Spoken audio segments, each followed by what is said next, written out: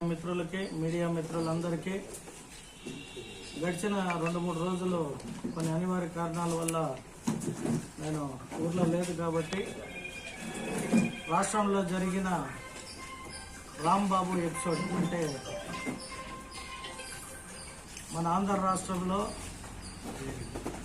నారా చంద్రబాబు నాయుడు గారి పరిపాలన పైన యావత్ భారతదేశం కూడా ప్రశ్నలతో అంటే మంచి అభివృద్ధి చేస్తున్నాడని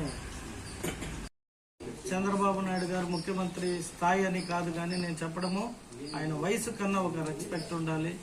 ఈ ఆంధ్ర ఉమ్మడి రాష్ట్రానికి విడిపోయిన ఆంధ్ర రాష్ట్రానికి ఏకైక వ్యక్తి 2+2 అంటే 4వసారి ముఖ్యమంత్రిగా పనిచేసే వ్యక్తిని 48 సంవత్సరాలు సుదీర్ఘ రాజకీయాల్లో ఒక మంచి పేరు తెచ్చుకున్న నాయకుడిగా ఆయనని ఏది పడితే అది ఎంతకంటే అంతకి మాట్లాడడం యావత్ ఆంధ్ర రాష్ట్ర ప్రజలు చూశారు.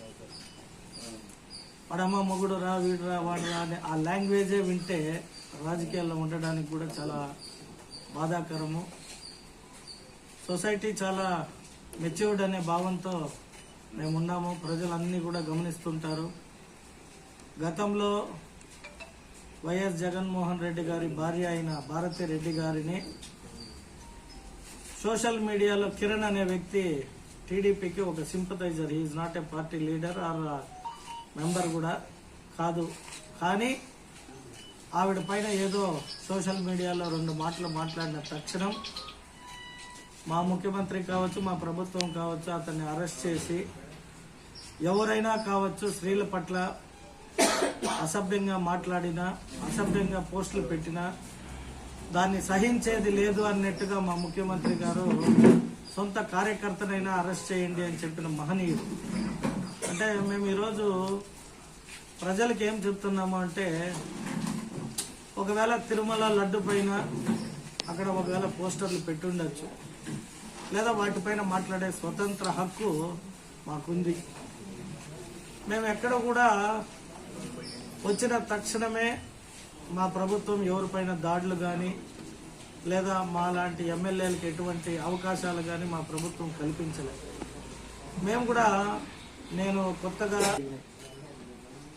సాక్షాత్తు టీవీలో అంతా చూసుంటారు, గుడిపాలలో ఒక అమ్మాయిని లాగి మా తెలుగుదేశం పార్టీ పోలింగ్ ఏజెంట్గా ఉన్న అమ్మాయిని లాగి బయటకు తోస్తే అక్కడ ఒక ఘర్షణ జరిగింది. ఇక్కడ మాజీ చిత్తూరు 4 సార్లు గెలిచిన ఎమ్మెల్యే సీకే బాబుని ఎలా మాట్లాడడం అనేది టీవీలో మీరందరూ కూడా ఆ క్లిప్పింగ్స్ వీడియోలో చూశారు. ఇవన్నీ ఎందుకు చెప్తున్నానంటే, నా కోసం పనిచేయడానికి వచ్చిన ఐటీ విద్యార్థుల పైన కూడా కొన్ని జాగాలో కేసులు పెట్టారు, కొన్ని జాగాలో నా సొంత మనుషుల్ని కూడా అటాక్ చేశారు. కానీ మేము ప్రభుత్వంకి వచ్చిన తర్వాత ఎమ్మెల్యే అయిన తర్వాత కూడా ఏ రోజు వారిపైన నేను కక్ష కానీ వారిపైన కేసులు కానీ ఎటువంటి గొడవలకి ఎవరిని ప్రోత్సహించలేదు. అంటే మీరు చూసుంటారు, గెలిచిన కొత్తల్లో ఎక్కడ కూడా అందరికీ ఒకటే చెప్పేవాడిని, మన ప్రభుత్వం మన అధినాయకుడు చెప్పింది మనం వినాలి, చేయాలి, సమాజం గర్వించే మంచి నాయకుడిగా ఎదగాలి అంటే వాళ్ళు ఏదో గలాటలు చేశారని మేము చేయాలని చేయకూడదు అని చెప్పి అందరినీ నిబద్ధతతో చిత్తూరు నియోజకవర్గ నాయకులందరికీ కూడా మా అధినాయకుడి పట్ల, మా పార్టీ పట్ల, ప్రభుత్వం పట్ల కూడా చెప్పి ఎవరిని ఎక్కడ ప్రోత్సహించారు. వారు ఇప్పుడు ఉన్నది 11 మంది.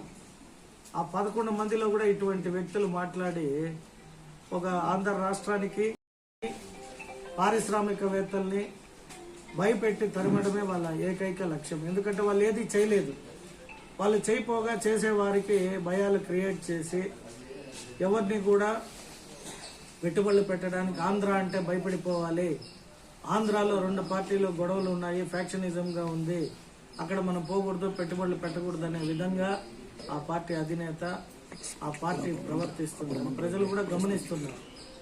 అక్కడ ఎక్కడ ఏమీ లేదు, వాళ్ళంతటా వాళ్ళే పెట్రోల్ బాంబులు, వాళ్ళంతటా వాళ్ళే గొడవలు చేసుకునేది.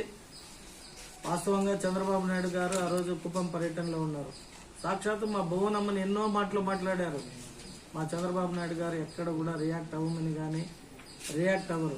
ఆయన ఒకటే చెప్తుంటాడు, మనము పరిపాలన ప్రజలు మనకు అవకాశం ఇచ్చింది పని చేయడానికి తప్పితే ఇటువంటి పని చేయడానికి కాదు అని పదే పదే పదే పదే ఎప్పుడు కూడా మేము మా పార్టీ మీటింగ్లలో మాకు మా అధినాయకుడు సూచిస్తూ ఉంటాడు. కాబట్టి ఇక రాంబాబు గారి గురించి ఎంత మాట్లాడుకున్నా మా సినిమాలో నాగార్జున చెప్పినట్టు చెప్పాడు, పలానా రోజుకి పోలవరం అయిపోతుంది అగో చూసుకోండి అని సినిమా డైలాగ్లో సినిమాలో డ్యాన్స్లు వేసినట్టు సంక్రాంతి సంబరాల రాంబాబు అని ఆయనకి పేరు కూడా.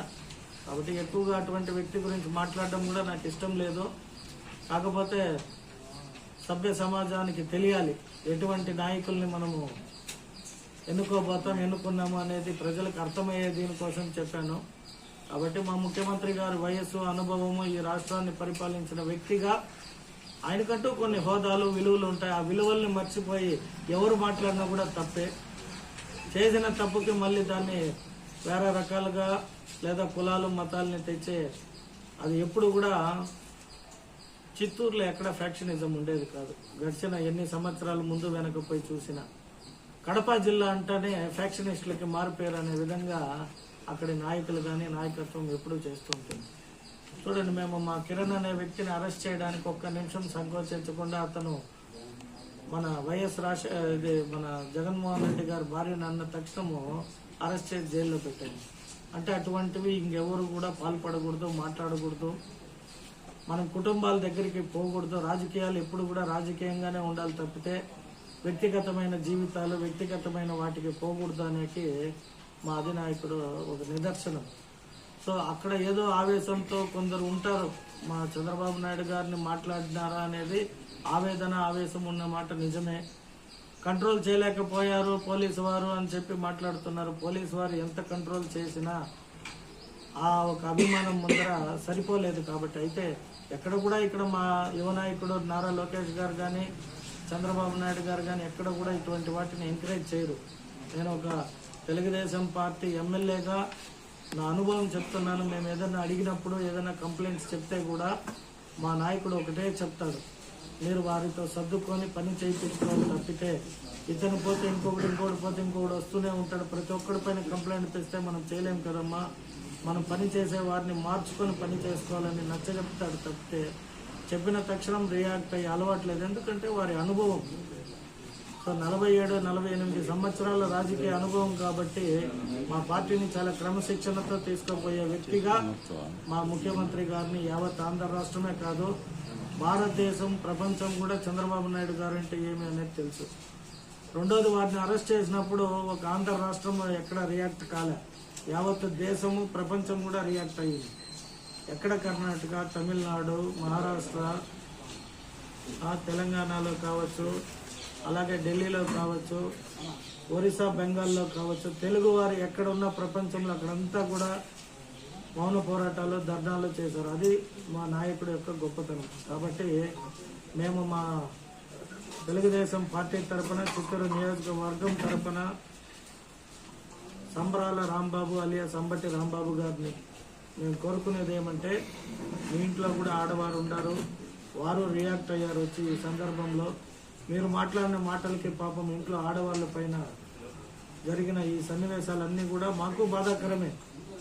అయితే మీరు కంట్రోల్ ఎప్పుడు తప్పై బిహేవ్ చేస్తారో ప్రజలు అవుట్ ఆఫ్ ఆర్డర్ పోయినప్పుడు ప్రభుత్వం కానీ మేము కానీ నాయకులు ఏమీ చేయలేము.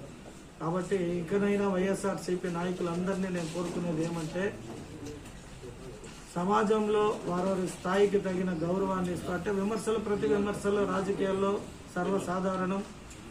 మంచి చెడు శుభకార్యాలకి కలవడం లేదు, ఎదురుపడినప్పుడు వయసుకు తగ్గ రెస్పెక్ట్ ఇచ్చుకోవడం అనేది మన ఆంధ్రులకి అది మన ఒక రెస్పెక్ట్ అన్నమాట, పెద్ద చిన్నాన్ని గౌరవించేది. కాబట్టి దాన్ని మీ పార్టీ నాయకులందరికీ ఏదైతే మీటింగ్లు పెట్టుకుంటారో ఆ మీటింగ్లలో కూడా పద్ధతిగా మాట్లాడేది కొంచెం ట్రైనింగ్ చేస్తే బాగుంటుందని మాజీ ముఖ్యమంత్రి వైఎస్ జగన్మోహన్ రెడ్డి గారికి మేము సూచిస్తూ